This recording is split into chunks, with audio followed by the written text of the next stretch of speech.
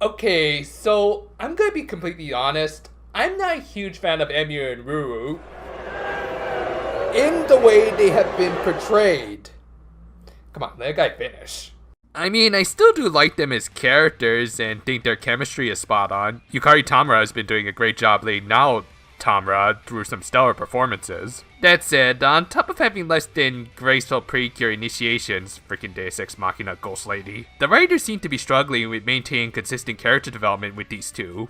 As of the time of writing this review, they recently did yet another episode about Ruru struggling to become like the human, and Emiru telling her not to worry about it, as has been the theme for pretty much every episode featuring them since Ruru's face turn. It was okay at first, but after they got the twin love guitars and an endorsement from the OG duo, you'd think Ruru would overcome stuff like this. Speaking of those guitars, wow have they been overused. Since their debut, they've been used as the finisher for almost every Monster of the Week, with only 2 exceptions where they used the Trinity concert. Seriously, why didn't they use it in the Saya-focused episode? But yeah, it's a shame that the show is kind of spinning its wheels with these characters, leading them to being both kind of underexposed and overexposed at the same time, if that makes any sense. They are good characters and have proven it time and time again. I'll stand by that their first meeting was one of the best episodes of the season, and yet they've been unable to recapture that same magic. Part of that might be because Kazuhiro Ota is busy with other projects, but I think there was also something else that made Emu and Ruru's interactions in that episode that much more endearing. Were the Kamikitas able to uncover that forgotten secret? I mean, their self-portrait does make them look like explorers. Well, anyway, let's take a look at the second half of the Hugtto Precure Manga with chapters featuring the 6 Rangers.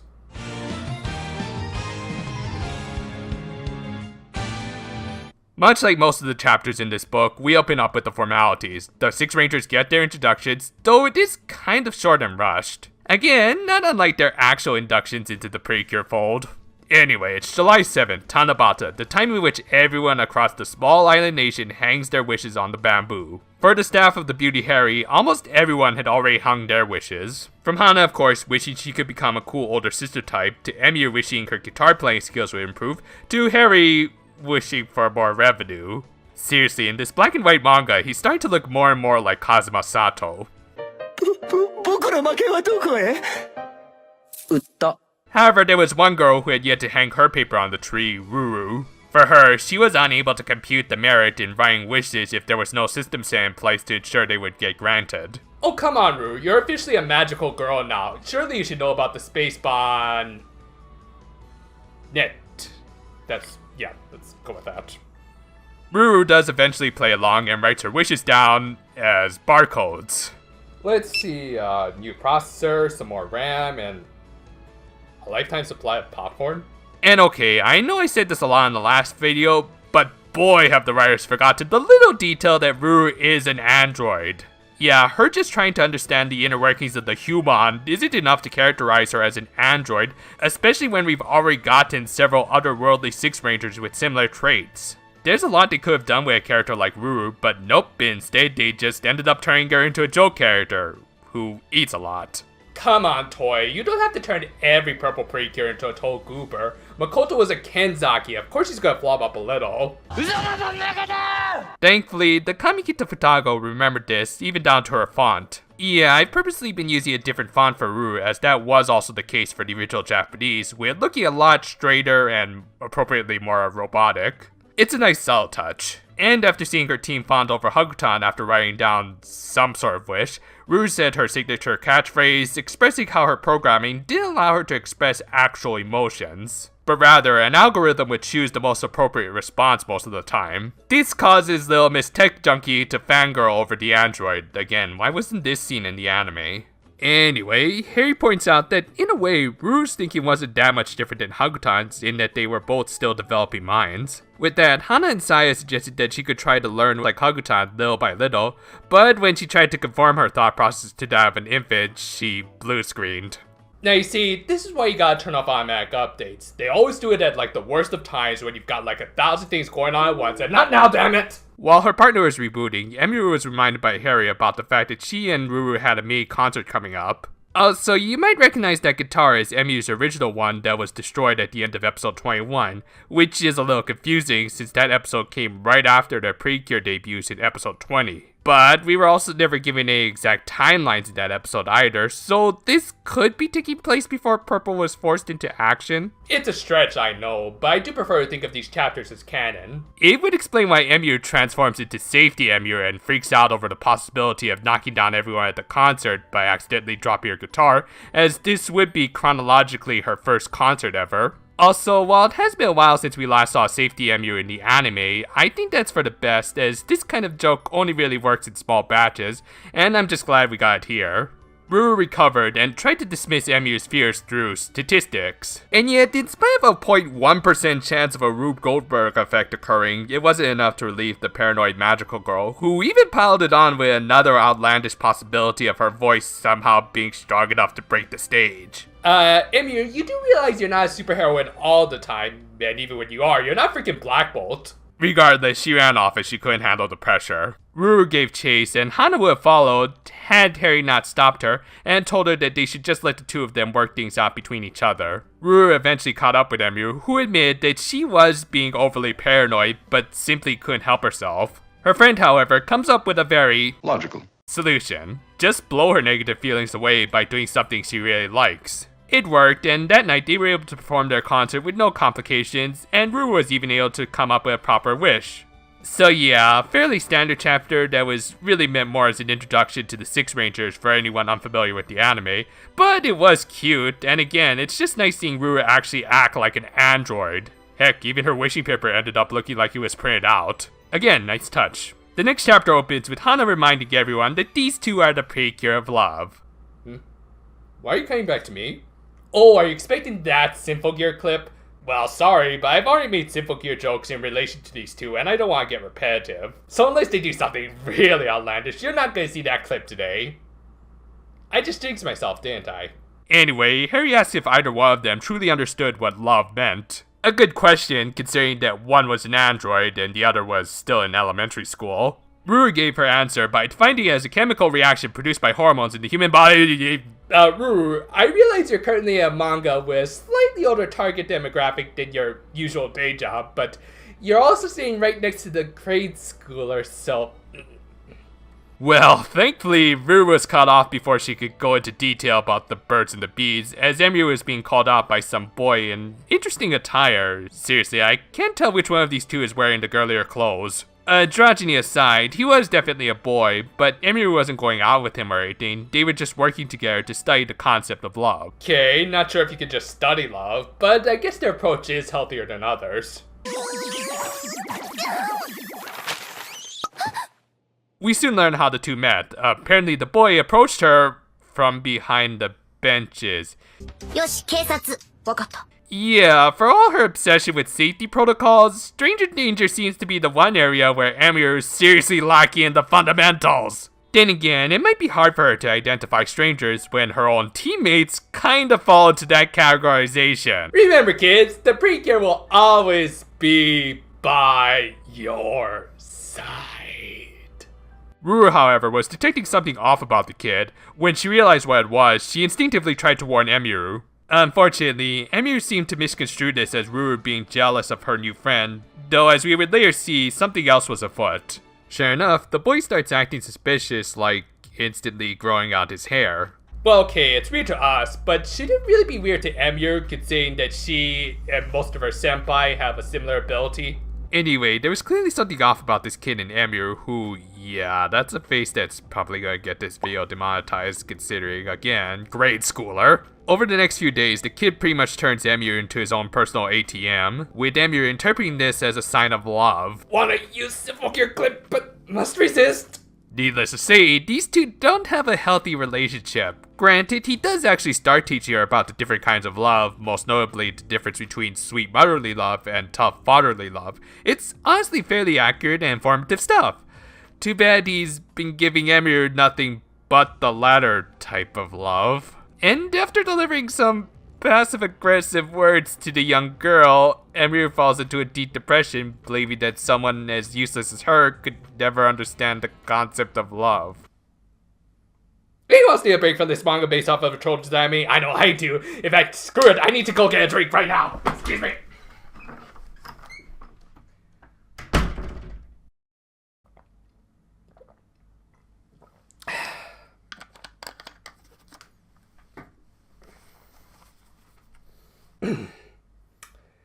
Continuing.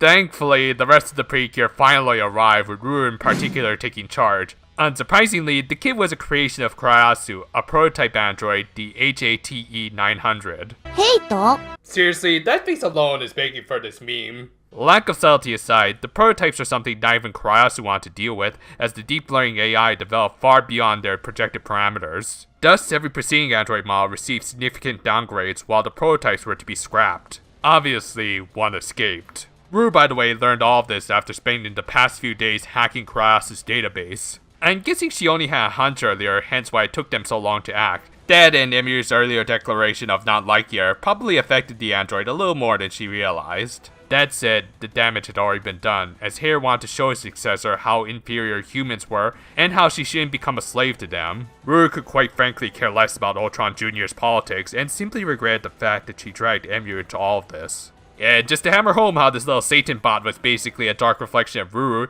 he suggested to Emir that she relieve her sorrow by doing the exact opposite thing Ruru suggested in the last chapter by hurting herself. Yeah, hello Doc. I was hoping we could move my therapy session up a little, like to today if possible.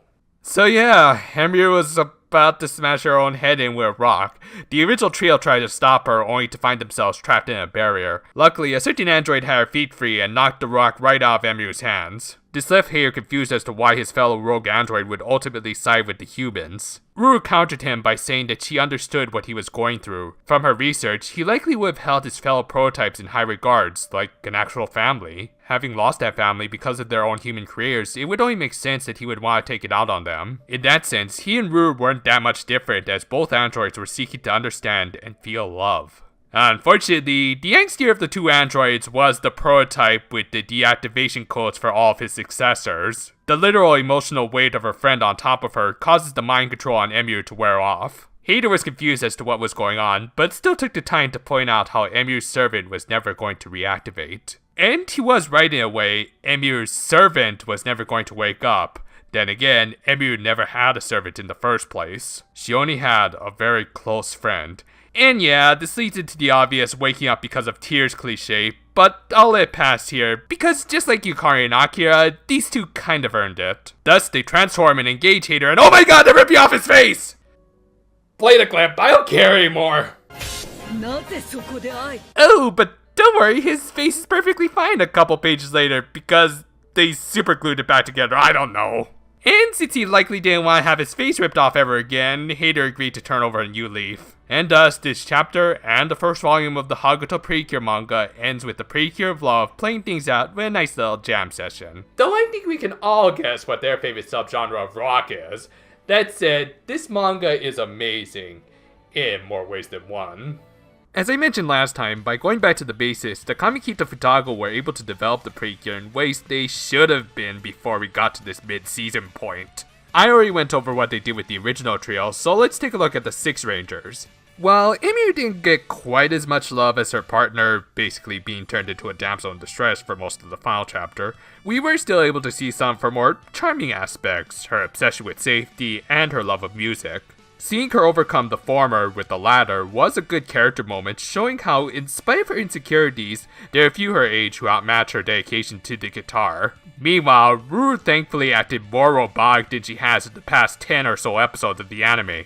I mean, I get that the writers are trying to develop her beyond her robotic beginnings, but you simply can't forget the fact that she is an android. Just look to a certain pale machine on the Enterprise for a good example. And these chapters proved how they can keep that development going while not forgetting that she has a computer brain. They accomplished this through some great visual gags, and of course, her prototype. Yeah, let's talk about the Hate 900. Much like Salty Pepper from the Kira manga, he was an original creation of the twins. Both fit in pretty well with their established canon, and also happened to go through some very similar arcs. Both abducted one of the Precure, resulting in a very unhealthy relationship, and an eventual rescue by the Purple Cure. all of it culminating with them on the road towards reformation. Now, of course, there were significant differences between the characters. For one thing, Salty got off a lot easier than Hater, but the major difference was, of course, the portrayal of the relationships. While Salty whipping Akira was wince-inducing, she was ultimately an over-the-top villainess